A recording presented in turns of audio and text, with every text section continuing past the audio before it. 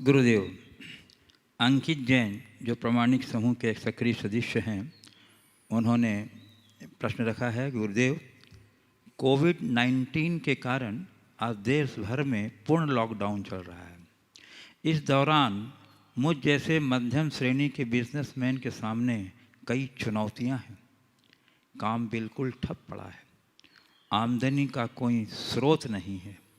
सरकार की ओर से बोला जा रहा है कि किसी को भी नौकरी से न निकालें और न उनका वेतन काटें। गुरुदेव, जैन धर्म में जन्म होने के कारण मानवीय दृष्टिकोण को ध्यान में रखते हुए मैं अपनी सभी एम्प्लॉइज़ को सैलरी भी दे रहा हूं और किसी को नौकरी से भी नहीं निकाल रहा हूं। पर गुरुवर, मन में भविष्य को लेकर बहुत डर और चिंता है। बड़े बिजनेस वाले लोगों ने पहले इतना कमाया है कि इस दौर को आसानी से निकाल सकते हैं, पर मुझ जैसे स्टार्टअप जिन्होंने अपना सब कुछ लगा के बिजनेस शुरू किया है, हम लोगों के लिए फाइनेंशियली और मेंटली दोनों जगह से बहुत मार पड़ रही है। मन में बहुत बेचैनी और बहुत आकुलता है कि आगे क्या होगा। डर लगता है कि कहीं नेगेटिविटी दिमाग पर हावी ना हो जाए। कृपया मुझ जैसे हज़ारों लोगों को इस स्थिति में क्या करना चाहिए, कृपया मार्गदर्शन दें। बहुत ही गंभीर सवाल उठाया अंकित ने। तालाबंदी के इस दौर में सभी के हित प्रभावित हुए, लोगों का व्यापार कारोबार बंद हुआ और ऐसे समय में आर्थिक स्थिति से सभी लोग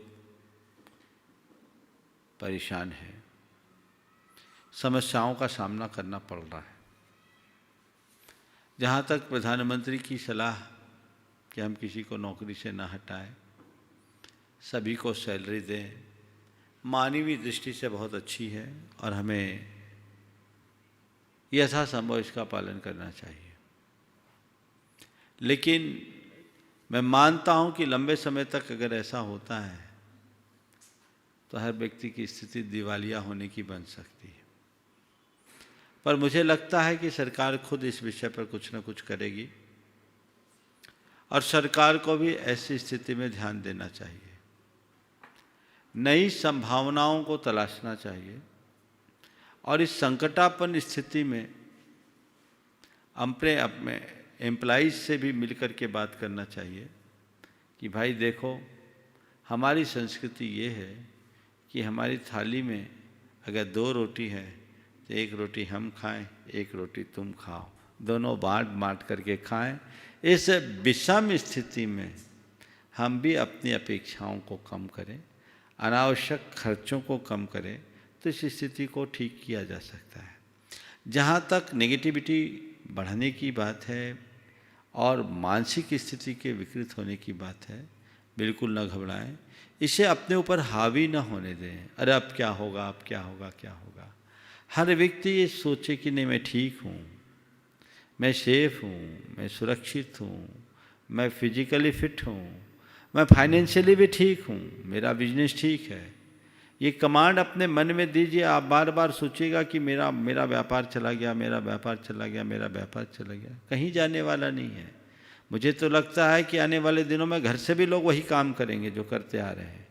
तो आप पहले अपने मन में ये बात बिठाइए कि नहीं, मैं ठीक हूँ, मेरा व्यापार ठीक है, मेरा कारोबार ठीक है, मेरे साथ ऐसी कोई स्थिति नहीं है, किसी प्रकार की परेशानी की स्थिति नहीं है। ये महसूस करना शुरू कीजिए और थोड़ा सा पॉजिटिव सोचिए, अपने आप को पॉजिटिविटी से जोड़िए। भावना योग इसमें बहुत बड़ा संबल देगा। विगत दिनों में जो भावना योग का संस्करण मैंने यहाँ कराया है, आप लोग उस भावना योग का अनुकरण करेंगे तो ऐसी स्थिति में सभी लोग इस संकट से बाहर निकल सकते हैं। मुझसे कल भी आग्रह किया गया था कि इस लॉकडाउन के दौर में एक बार भावना योग हो। मैं देख रहा हूँ, 1 आध दिन में चर्चा करके बताता हूँ। मैं हो सकता है 2-3 दिन केवल इस प्रकरण को लेकर के भावना योग आप सबको सामूहिक रूप से कराऊं, जो आप लोग अपने अपने घरों में करेंगे। ऐसा भावना योग जिसे नियमित करके आप अपने अंदर स्थिरता ला सकें। ये समस्याएं जो सामने हैं वो अपनी जगह रहेगी। हमें चाहिए कि हम अपने अंदर इस समस्या से घबराहट लाने की जगह इस समस्या का सामना करने का रास्ता खोजें और ये माने ही नहीं कि सामना समस्या है। हम जितना इसके बारे में सोचेंगे ये समस्या उतनी भारी होगी। हम हमेशा ये सोचें, मैं ठीक हूँ, मैं ठीक हूँ, मेरी जॉब ठीक है और मेरी फाइनेंशियल पोजीशन ठीक है, ठीक हो रही हो जाएगी।